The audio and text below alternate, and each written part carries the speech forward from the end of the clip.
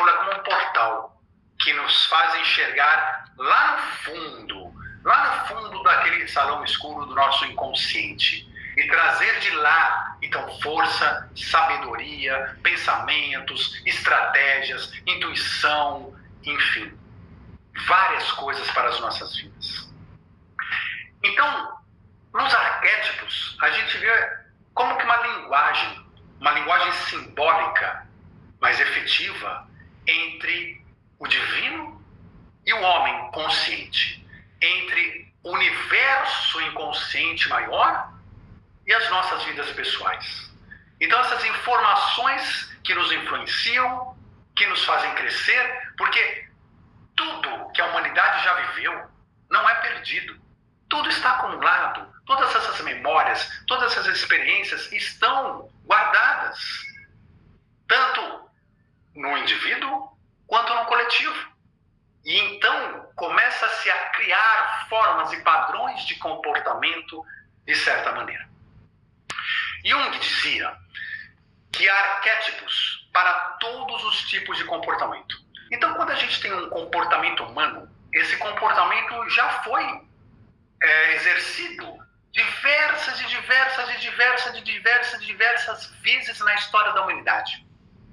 Foi exercido tantas vezes que criou-se uma memória coletiva, que criou-se um padrão de como agir e de como interagir dentro daquele tipo de situação, dentro daquele tipo de comportamento.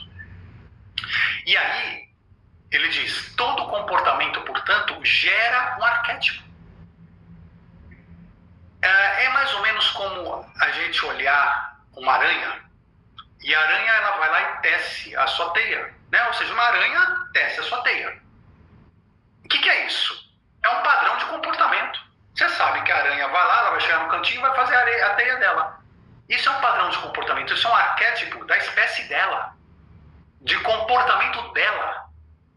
Mas assim como uma aranha e vários animais têm os seus arquétipos, seus comportamentos, nós humanos também temos o nosso comportamento, os nossos padrões que se repetem geração após geração, independentemente de cultura ou de experiências individuais.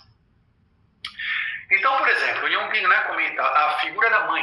Vamos imaginar a figura da mãe. A figura da mãe, ela surge, ela não aparece, a figura de mãe, ela não aparece cada vez que uma mulher se torna mãe. Mas ela surge de um inconsciente muito maior. Às vezes, uma mulher não está nem preparada para ser mãe, nem sabe ser mãe. Às vezes, é mãe muito jovem. Enfim, tem uma série de situações, mas quando ela é mãe, ela sabe, ela tem os conhecimentos, ela recebe a sabedoria desses arquétipos para agir e se comportar como mãe. Como espécie humana que nós somos, nós agimos de formas pré-determinadas, de formas que foram, por um coletivo, definidas como formas corretas, de formas que refletem um arquétipo superior, de formas que tentam se influenciar numa perfeição maior. Em diversas situações isso acontece, sem que a gente perceba.